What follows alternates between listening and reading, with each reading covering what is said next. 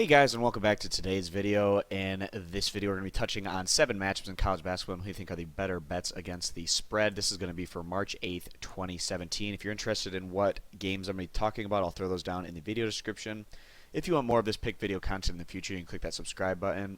And also, if you want to get our daily free pick over at our main website, you can check out stumpthespread.com, and I'll throw a link to Stump the Spread down in the video description as well if you want to go check us out over there. So heading right on into this video, first match I want to touch on is over in Conference USA between Florida Atlantic and Marshall.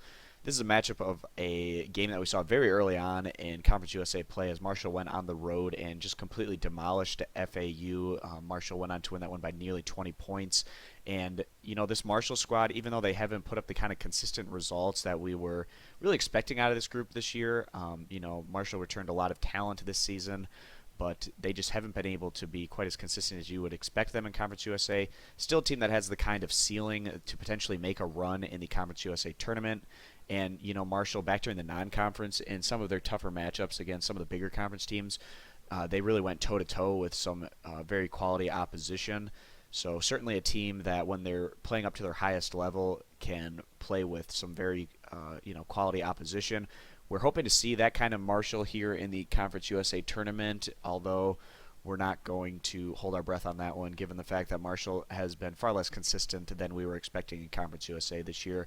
Florida Atlantic over this previous week of action, they were just completely demolished yet again by some of the top teams in the conference, getting blown out by squads like UAB as well as MTSU. Florida Atlantic, they had a really tough time keeping pace with Marshall in their matchup earlier in the year, and this Marshall squad has a top 10 ranked offensive unit in the nation, even though they have been a sieve at times on the defensive end. Certainly a team that when they get going and get things going in that up-tempo, fast-paced attack, they can be very dangerous and definitely a team to watch out for in this tournament. So coming to this one, we're going to go ahead and side with Marshall, giving those 7 points as the better value bet against the spread, going against a team that they've already thoroughly beaten once this year. Moving on down here, the next game I want to touch on is over in the Mountain West Conference between Air Force and Wyoming. Coming into the year, not a whole lot was expected out of Wyoming, but under their current coaching staff, this program appears to be heading in the right direction. Wyoming, they lost their leading scorer from last year's team, but returned quite a bit of experience outside of that. And, under their new, more up-tempo attack that Wyoming is bringing to the table, certainly we've seen better offensive performances out of Wyoming this year, but they have taken a step back defensively. We still think that this program is headed in a very solid direction right now, and, going against an Air Force team that Wyoming actually had a bit of success against this year, going 2-0 against the Falcons, winning both at home and on the road. Air Force really fallen apart over the last month and a half or so of the regular season. After picking up some wins here and there early on, that just hasn't been the case for Air Force heading down the stretch, and you don't really expect much out of Air Force in this Mountain West Conference tournament. Wyoming's one of those teams that they can really beat anyone in the Mountain West Conference when they're knocking down their three-point jumpers, but this team is rather reliant on that three-point shot, which also means that they can lose to anyone, but we feel like Wyoming, they've proved it against Air Force a couple times this year, and we're seeing them do that again today as they go on to win and cover this fairly manageable 6-point spread as the better bet. Moving on down to a matchup over in the Pac-12, we have Washington State against Colorado. Although Washington State, they've finished a bit better this year in the Pac-12 than they have in recent years, a lot of that does have to do with the fact that there's just been a ton of teams in the bottom tier of the Pac-12 this year that haven't been very good, that Washington State has been able to compete with and pick up wins against. Teams like Oregon State and Washington, for instance, that both finished well behind Washington State in the bottom tier of the Pac-12. Washington State, they just haven't been able to find all that much success in recent years, although Washington State did bring back some of their main contributors from the previous year's squad. That doesn't necessarily mean all that much given how much last year's team really struggled there for Washington State. Going on the road today against Colorado, or not on the road, on the neutral site today against Colorado in the Pac-12 tournament. These teams split their regular season matchups, but in Colorado's first loss to Washington State, that was back before they really started hitting their stride. Colorado's actually been one of the better teams in the Pac-12 over the past couple months, winning 8 of the last 11 games. And also in their more recent matchup against Washington State, Colorado just completely demolished Washington State at home, winning that one by 32 points, and where Colorado was able to show really solid results on both ends of the court in that particular matchup against Washington State. Colorado trending in the right direction, and this was a team that a lot thought could make the NCAA tournament this year and finish more in that mid to upper tier of the Pac-12.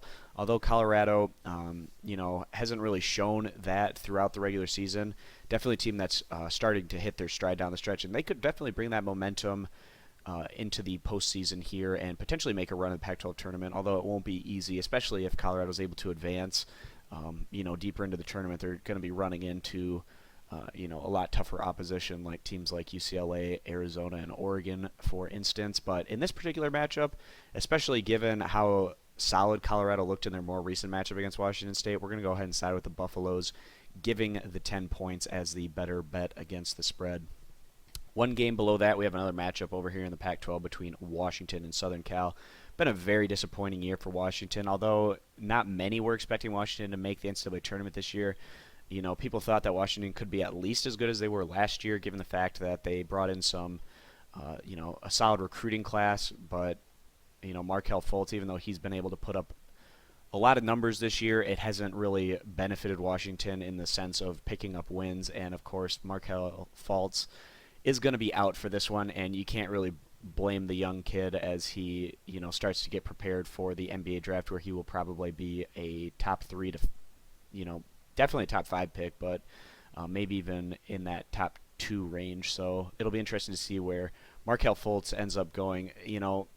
A lot of his draft stock could be affected by the fact that he wasn't able to positively, push that Washington basketball program in the right direction. But definitely a very talented young man, and unfortunately we're not going to be able to see him here in the Pac-12 tournament. Outside of Markelle Fultz, Washington hasn't been able to get a whole lot of consistent production out of anyone else on their team this year.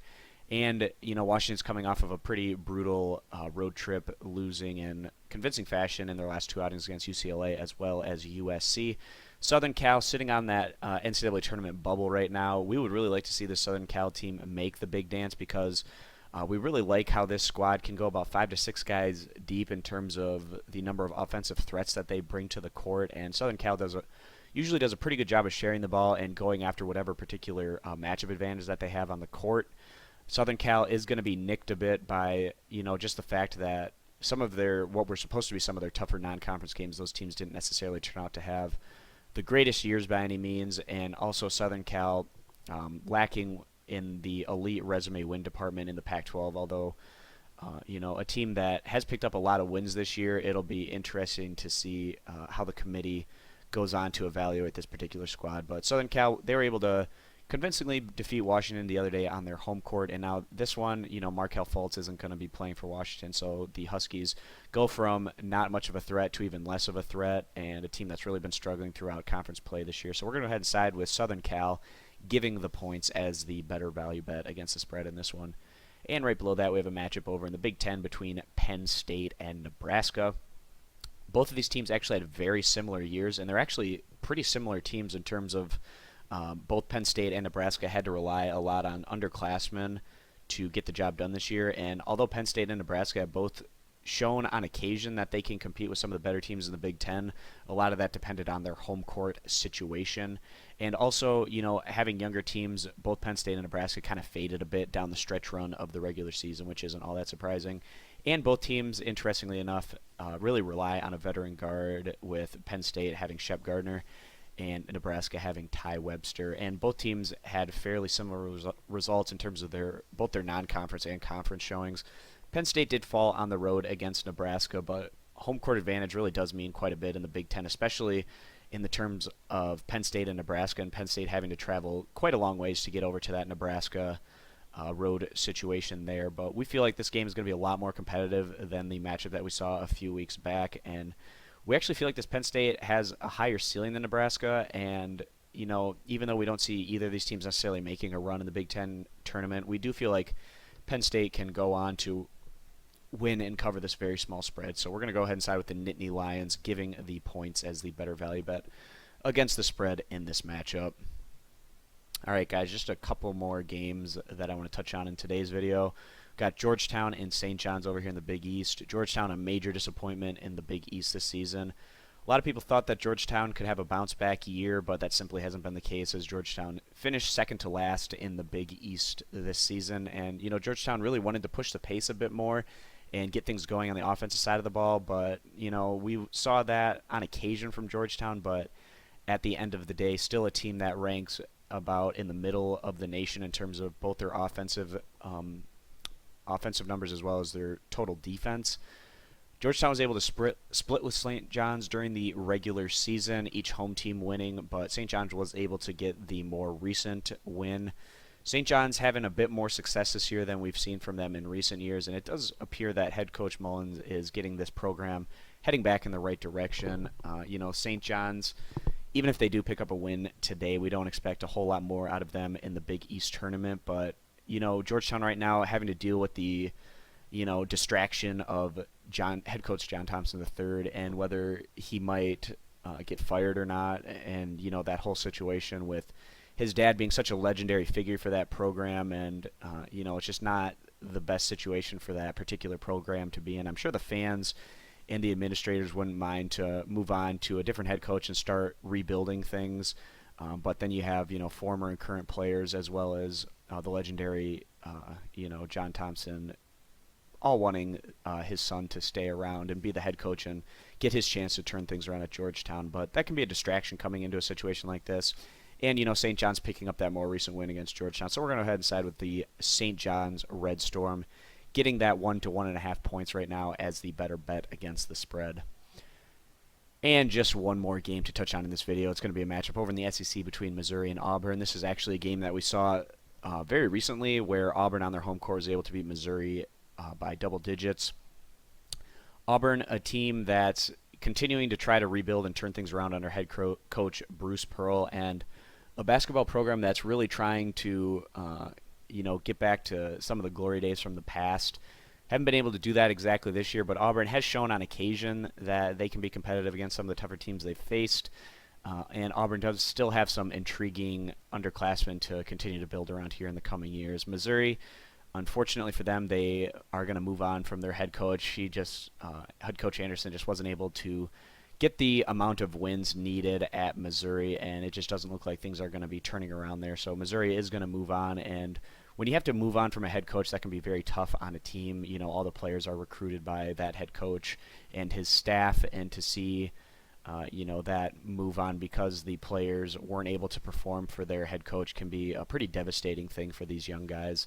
So we aren't really expecting a whole lot of Missouri in this matchup. Missouri did finish in the basement of the SEC this year with just 2 conference wins, and we don't feel like Missouri is going to put up all that much of a fight in this one. So we're going to go ahead and side with the Auburn Tigers, giving the 6 to 6.5 points right now as the better bet against the spread. So that's going to wrap up what I wanted to touch on in today's video, guys. Again, if you want to get our daily free pick, you can head over to our main website, stumpthespread.com. I'll throw a link to Stump the Spread down in the video description.